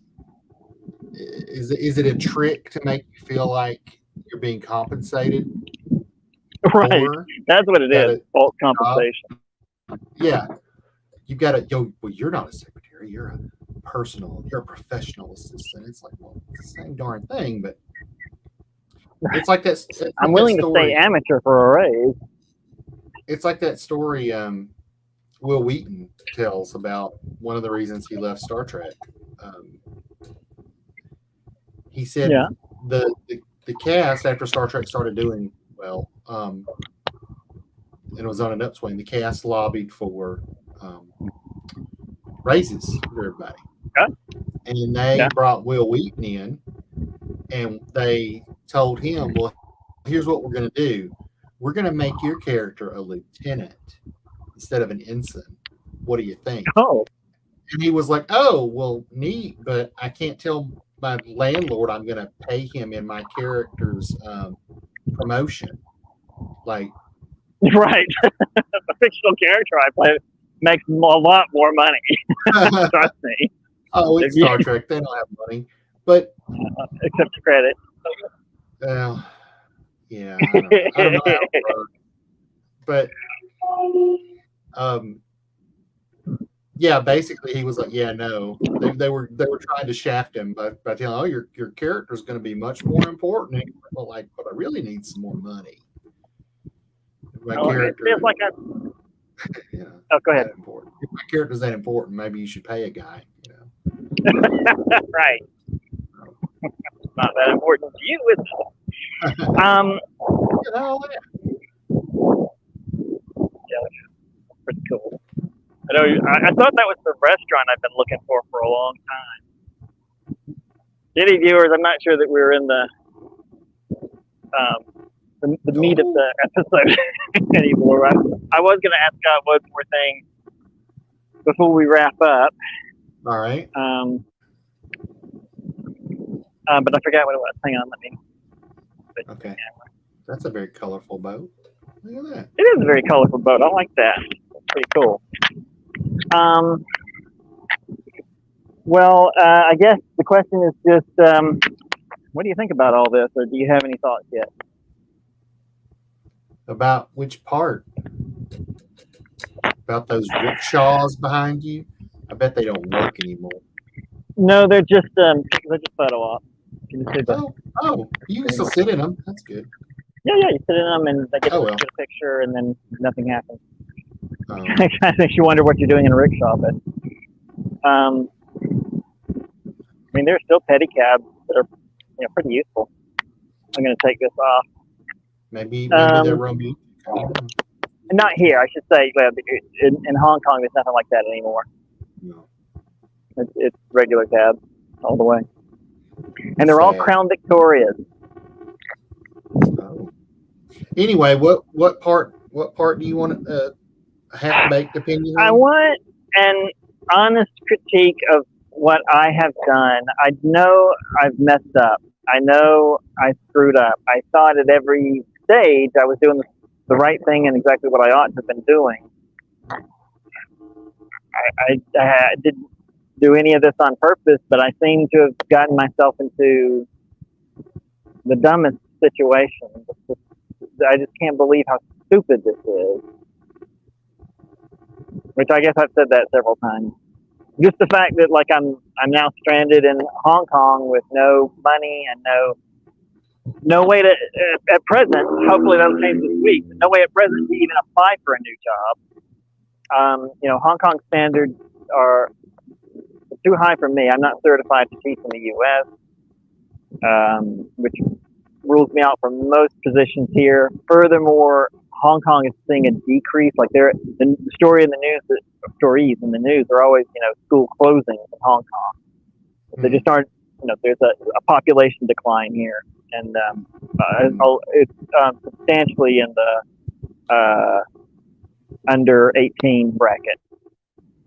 So they just schools just don't. Yeah. Can you find something else there, even if it's something that you would consider sort of temporary, like a retail job or something? I mean, if I knew somebody, maybe that would work. I think there are a lot of people who do that. The hostel that I'm staying, I don't know what to call it, the cube place, the cube that I'm staying at. One of the workers is from Malaysia, so clearly he's not from here. I doubt he got, you know, maybe I shouldn't be saying this on the internet, but I doubt he got, you know, because you actually have to show a lot of like evidence and reasons that a Conger can't do the job in order to get a work visa here. It's not easy. So going through official channels, I don't think I could get a job here, especially not in the time frame that we're talking about. Because you know, usually whatever time frame that is, I don't even know. But you know, usually you start with this stuff, as I did, when you're in your home country and you're going through the process of getting the visa for a while before you get here. So to try and start from here, I'm not even sure how it would work or how long it would take. I don't. I'm sure I could be doing something. I mean, you know, I tried when I was in Saipan to start tutoring online, something I wanted to do for a long time, but you know, there was no internet connection there. None of the places I lived had an actual physical internet connection. And even when I tethered off the phone, as anybody who watched our episodes of Saipan will remember, the internet just cuts out. It's not really good for trying to operate a business online.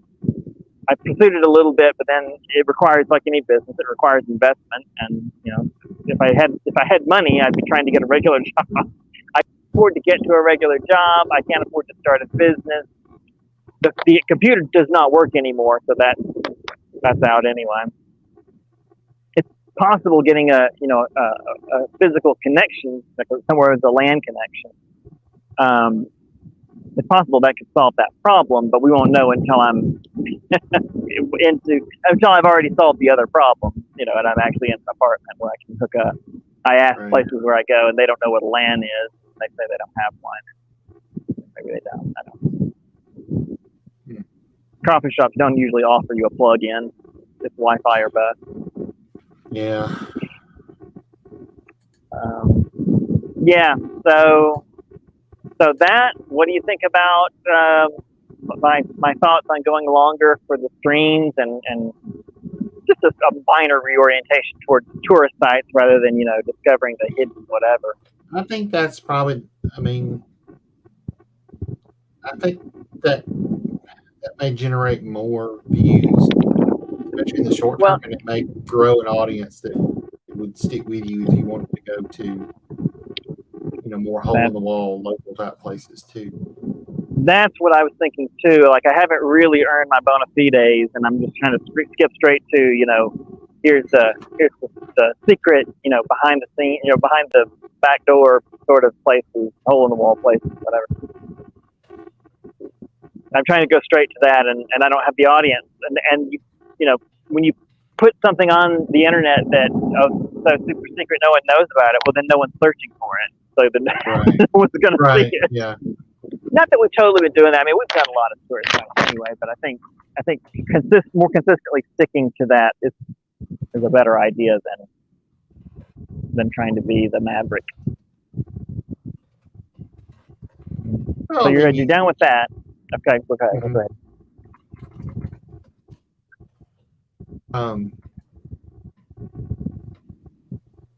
Yeah, I mean that's. So what about the link? What are your first thoughts on like doing an 8-hour stream, for example? I don't know that it would be that long, but.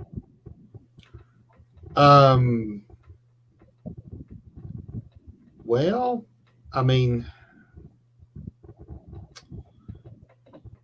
some of that. I mean, as far as, are you asking, do I think it's a good idea?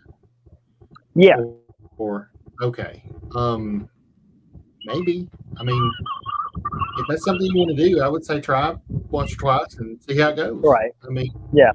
May get 4 hours in and be like, God, this is more than I can do. I've got to carry this freaking camera around, and now my phone's dead. And, I mean, well, whatever. So there would be some logistics to the whole thing.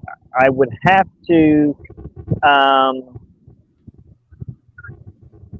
what would I have to do? I'd have to plug. I'd have to get USB. No, that's not what I'm trying to say. I'd have to get the opposite of that. Bluetooth. A Bluetooth headset, and plug in the phone directly to a power pack to even make it, to even get in within the range of being imaginable. I mean, these are just examples. I'm just saying, you do it a couple times, see if it's something that is going to work for you. Right. See if it, and then after that would be see if it starts generating interest. Right. Yeah. It's not going to hurt to try. Okay. Right. Yeah. So that's where I'm at right now, and thinking about it. I'm like, I really don't know if this will work, but if I'm right and it does, then we're talking about something that could pull in more views for the channel. Right. And right now, we're at pretty low view count. So any new views would be great. Crazier things have happened. Yeah. Crazier ideas have been suggested. So. Yeah. Okay. It's not a ringing endorsement, but yeah. Okay. Well, if you're asking how I think it's going to go, it's like, hell, I don't know. Now, what about? I've never done anything like that before, so Right. it may go great. Right. You're not going to know till you try the time. Yes, if that's something you can do. Well, I feel like Erica might be down to stick around for the whole stream. Sometimes we have phone calls that last that long anyway. Oh, okay. So she might be perfectly okay with that. Now, what do you feel about this prospect? Your personal participation in it. My personal participation in it at this point would be maybe on weekends. Oh, we're talking about just once a week anyway, because. Same answer. So you might stay up all night and do it? I might stay up for part of it. Okay. But it's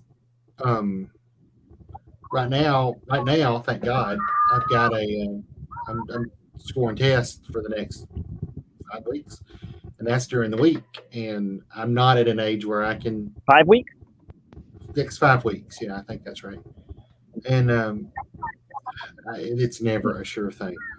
It fluctuates, and right. Never, okay. They didn't promise me nothing, but that means during the day I'm doing that. At night I have to sleep. I can't, I can't stay up. Sure, yeah. Real late. Tonight would be an exception, but a lot to do something like that. And a weekend would be easier. A weekend night, staying up for the whole time is not necessarily something I can do. And this is it. Literally, physically, may not be something I can do. Right. Anymore, because of diabetes and stuff like that. But right, yeah.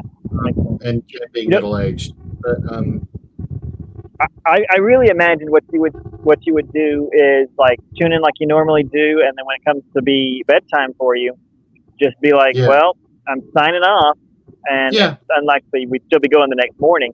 Alternately, if it's something that shifts later, that you would sign on at the end. That's what I'm saying. Like part of it, I could probably do part of it. Right.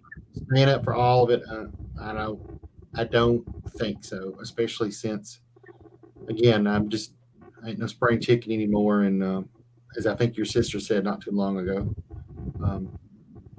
I ain't no spring chicken anymore. Just the turn of phrase, not about me, but, in particular. But it's very insulting. No. I just mean it just made me think of that phrase that I hadn't heard in a long time. So, yeah. Well, I should mention in all this bitching and complaining, I don't know that I've mentioned how great she has been. That she's been helping me enormously through all this and has gotten me this far.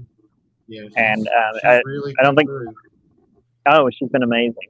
I don't think she watches these, to be honest. But if you do, Mandy, thank you very much.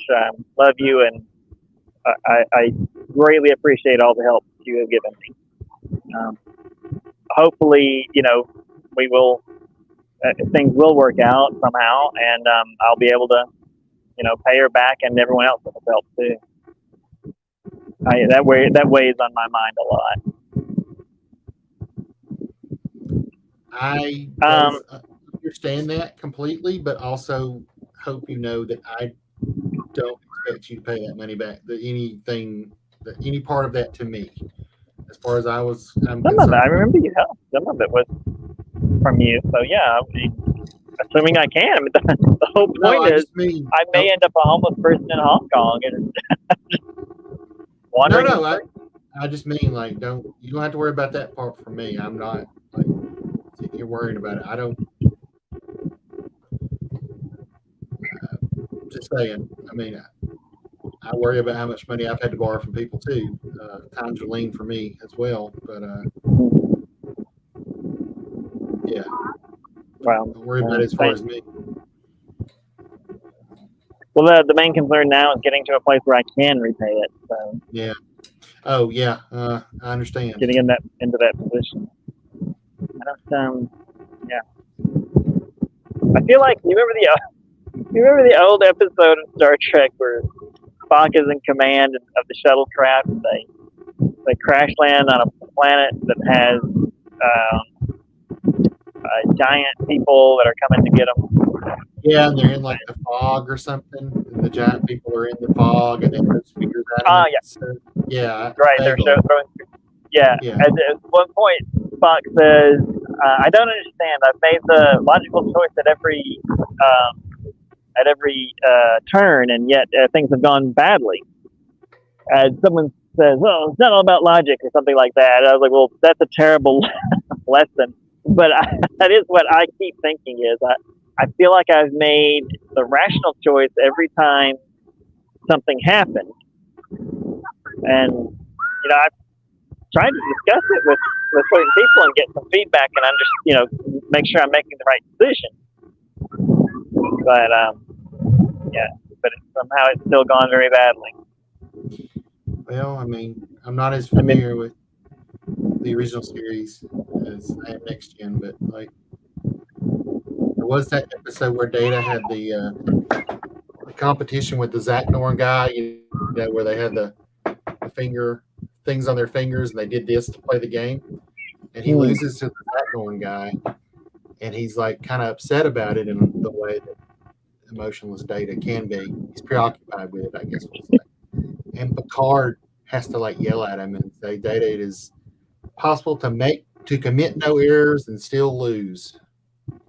Right. Okay. I was wondering where you were going with that. I was like, you think I should play chess with Zach-Norn? Space chess? Yes, play space chess. That wasn't the lesson. It's possible to commit no errors and still lose. Yeah, you're right. That's right. It's move the fuck on. I mean, if you want to schedule a game of space chess with a Zach-Norn alien person or anyone, take that lesson from it as well. All right. Thank you. I mean, just live your life, Just live your life, man. Well, Scott, this is not one of our 8-hour streams, and I've gotten a message from the recruiter that I've been working with, although I know there's nothing she can do, but I'm going to get back to her as quickly as possible. Okay. Yeah, that is the thing to do. That is the thing to do. So thank you for doing this stream. I appreciate it. If we saw success in the channel in the future, I wouldn't always be in China, so maybe you would be able to do more of those episodes. But even if you can only do a few hours of an 8-hour episode, that's still quality stuff, man. Yeah, I'll do as much as I can. It's just what I can. I should mention too, I've got in my head to get one more host for the show, so that when one of you are not here, we still have a three-way conversation going. Okay. And I don't know who it will be. I've had people in mind that they've not been interested. It needs to be someone on our level, clever and interesting. And that is hard to find. Not because the level is so high, it's because the level is so obscure and people can't find the passageway to it. It needs to be someone who will not spend the entire stream looking dumbfounded at whatever the hell we're saying and going, "What the are you talking Yeah, about?" yeah, that or doing something like this, going,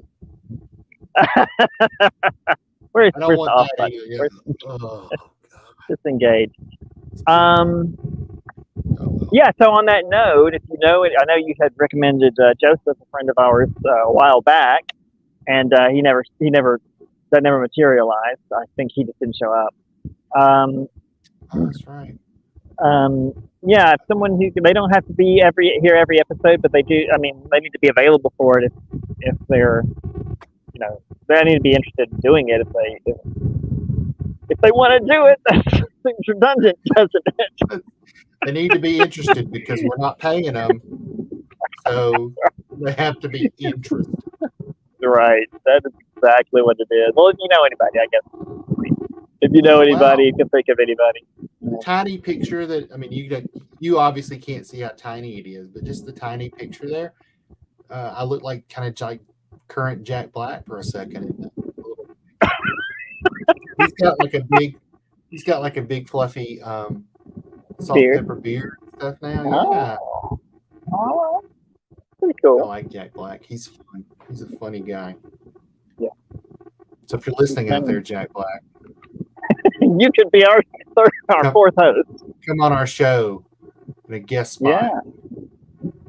I don't know. I think he should probably be here. I think he needs to make a career out of it. He's done with his last career, right? I don't think he is. He just got paid what I hope would be a lot of money to be in a Super Mario Brothers movie. So is he in the Super Mario Brothers? yeah, he voices Bowser.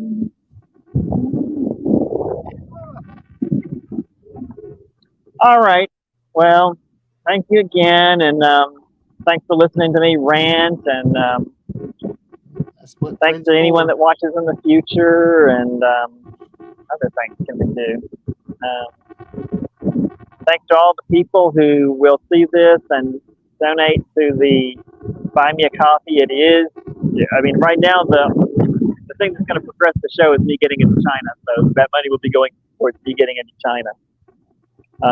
On the Buy Me a Coffee. And as soon as we're there, man, we're going to start producing 8-hour streams, maybe. And we're going to produce something because there's too much cool stuff in China not to. If I can get across that, I mean, there's cool stuff here. I just don't have any money. But if I can get to a place where I have regular income, man, there's too much stuff.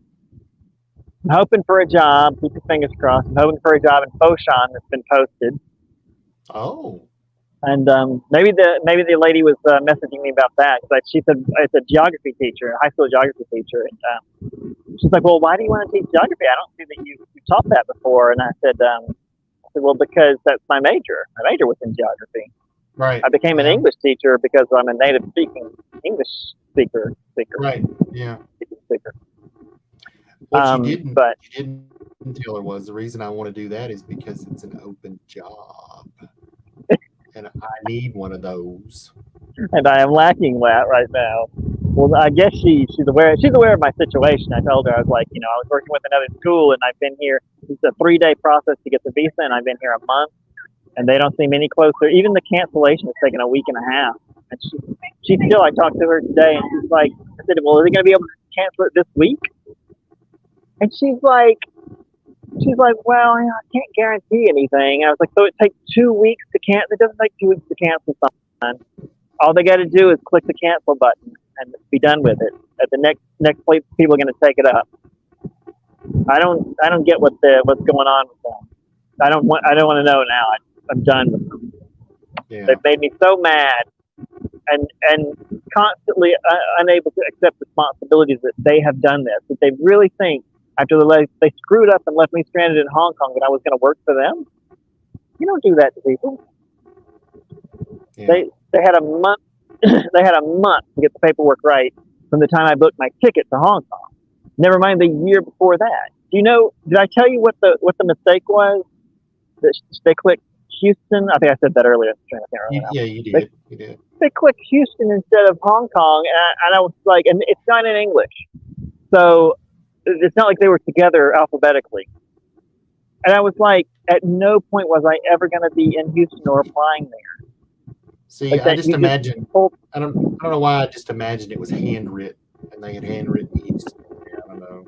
it's online. Just in English letters. I don't know why. I mean, not to belabor this point too much, but actually I will to it. China is way ahead of us in most things. To get a document for this thing from Washington for this whole process and back in your hand takes about 6 weeks. And up until now, like I'm complaining about how long it's taking, of course, because it's just a cancellation and because it's their mistake. But most of the time, it takes like a week to get stuff back. When we first started doing it, that's why I think they pissed this office off. I think the office is just screwing with them because they pissed them off somehow. I know they pissed me off. Well, I'm glad you're not in charge. Well, but yeah, so I have no idea how they even made that mistake. That would have been a mistake that would have cost me money when I applied if I was flying in Los Angeles. Right. Yeah. Oh, and here's the kicker. It had to be a drop-down menu because Houston is a place where there was a consulate in the past. There isn't even a consulate in Houston anymore. It burned down. That was in the news several years ago. That's right. I remember that now. Yeah. Remember that? People were working. It was like, it was something beyond just like something suspicious or whatever. But I don't think they ever said it was. I don't remember all the details, but yeah, I remember it is like there is no consulate there. That's why now, if you're in Georgia or Alabama, where if I'd come back to the United States to do all this, I would have been flying through there, and I still would have had to go through Washington. Oh, really? Now, in retrospect, that is, I guess, what I should have done. But that's operating on the theory that I would have been able to get a hold of the $2,500 one-way flight last January, which I don't know how I would have done that. Yeah. Oh, you mean from when all this started in Hanoi last January, and the Vietnam government said, you don't have to go home, you can't stay here. Yeah. That was when, and I still to this day I can't really tell you what the right answer was because there were not a lot of options in front of me, and I basically just going with the cheapest thing I could at every moment, which every time turned out to be the most expensive thing. And yeah. That it's just been. I mean, I guess you could always focus on all the mistakes you've made up until this point, leaving China in the first place. I mean, when the pandemic started. I can certainly list many of my own mistakes that I've made up to this point, but I won't bore the audience with that. Also, that would be an 8-hour stream. Now, there's an 8-hour stream. Yes, yeah, and you know what? If it wasn't for the enormous amount of time that I'm sitting here with nothing else to do and not knowing how to even progress to the next stage. I mean, the thing is, when you're social, when you have money and you're social and you're going out and meeting people, you do get job offers. I don't know that I would get them here. That's never happened to me. But I remember one of the girls that I met the first year I was teaching in China. I would not. I have to think about when it was. There was some point at which I just decided I was going to come into Hong Kong for the weekend. I'd like to come down to Hong Kong when I first got here. It was, it's not super expensive. It's certainly not on the scale of something like New York. It's more expensive than mainland, but you can get by cheap. So I would come down here for weekends all the time. And a friend of mine, I was mentioning I was leaving on, I don't know, we had off weekends back then. So I mentioned I was leaving on some Monday night or something like that. And I guess I don't remember the details. Anyway, I was coming down and she's like, "Oh, I want to go with you." I was like, "Okay, great." So we both came down and we hung out and went out to bars and went out to eat, restaurants, and met with some friends that she knew that lived here. She had never been before, but she knew some people. Went out with them. She got a job offer like that. No qualifications. had only been teaching a couple of months. They're like, oh, Yeah. we need a kindergarten teacher. Come teach our kindergarten. But she knew the people that were offering the job. Right. That, she turned it down. I was like, you're out of your mind. People scramble to get jobs in Hong Kong. Mm. But I don't. I can't leave. I'm sitting in a cube all day now, so I'm not really meeting anyone anyway. Yeah. But Well, maybe. anywho, sorry. Oh, that's Go all ahead. right. Maybe you can, I don't know, write or draw or something to just take your mind off of Well, it. I have been thinking I always resisted trying to write on the phone, but I feel pretty maybe sure somebody around the hostel probably would bum you a notepad and a pen. Oh, you mean actually physically write something? Well, I mean, Gross. sure. Oh, No, I don't. Well- I don't see any notepads. I don't think about it to have. There's people Oh. who do that anymore. There's no Oh. notepads hanging around. oh well. I mean, I was like, well, it's cheap. It's just a notepad and some pens. Surely somebody's got one. around. Maybe, I don't know. yeah, maybe I could buy one, but I'm not going to do that. No. I didn't mean buy one. I mean like bum one off somebody. But it's just Buy a it if you suggestion. want it. Oh no, I have paper. I remember I had to buy a pad of paper of all stupid things to write some physical note that some idiot wanted somewhere in this whole stupid process. Uh-huh. So I actually do have a pad, and I have a pen. I may need to buy a new pen, but I just need it. Always travel with a pen. I know this is not the travel advice channel, but always travel with two pens. It's So you can have a not the backup travel pen. advice channel. Oh no! It's really not. I mean, I've been telling people it's the travel advice channel. I started our intro video by saying I advise you not to travel. So I guess in a sense it is, Oh. but that kind of covers it all. Once you're not traveling, you don't need any more advice. I guess that is the advice currently. So It was last year for sure. I think the world's getting where you can travel again, so we need to reshoot that intro video. But maybe I have a lot of time after after I'm on the street this weekend. Oh, I have so much time to record travel advice.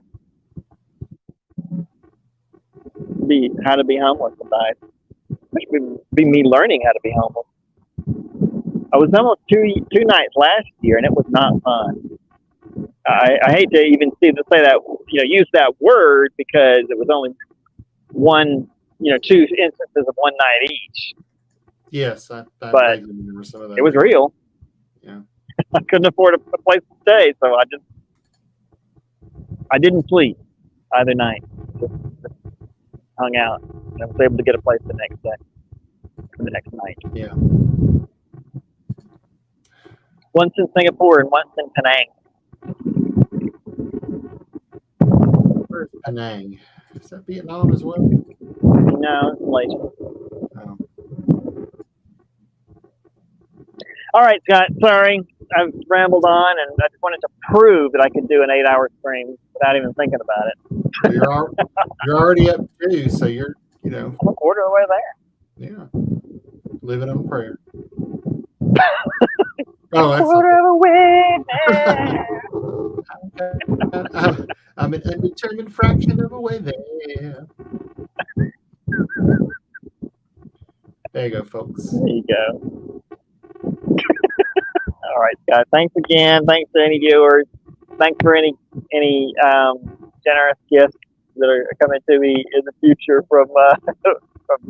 By the way, if you're watching this and we're in the future and we are totally out of this situation, you probably can still donate on the Buy Me a Coffee site. The link is at the top of the page. We'll hope you're in the future at a point where it's one of those and you can look back and laugh kind of points. Yeah, maybe. That would be hilarious. All right, Scott. I kind of want to do this once a week, even if we're not going anywhere else. I don't have any prospect of leaving Hong Kong soon. So, maybe there's other places we can walk around to here, though. And see stuff. I don't have any prospects of leaving where I'm at soon either. Well, I mean, I don't know if you want to, if you're trying to. Again, just if the house falls in, I don't know. If it is, I'm going to try to escape. Probably not come back in. Probably. Maybe it'll happen in slow motion. or then again, maybe it already is. It is. It's a very slow motion. It's taken like years and years, but eventually, Eventually, you will be in your basement. Eventually everything will fall in. So will it be while I'm still here? I don't know. It's a surprise. Surprise! The surprise of Not a good decay. surprise. Surprise, decay. Entropy. All right, good. Again, if you want to hang around too, I'll tell you more about Erica. I'll just run the credit. Okay. All right. Bye, everybody. Bye. Thanks, everybody. Bye. See you next time. Enjoy the next video. Bye-bye. Jag Peter och de här kommer då det personer som tar över. Jag är med sig för mig i dörren. Men jag kan ändå vara det nog bättre. 4. Den är nu. Jag klarar av det själva från. Helvete. Nej, kom nu. Ja.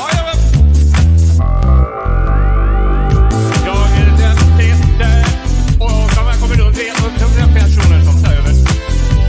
Jag är med sig för mig i dörren. Men jag kan ändå vara det nog bättre. 4. Den är nu. Jag klarar av det själva från. Helvete. Nej, kom nu. Ja.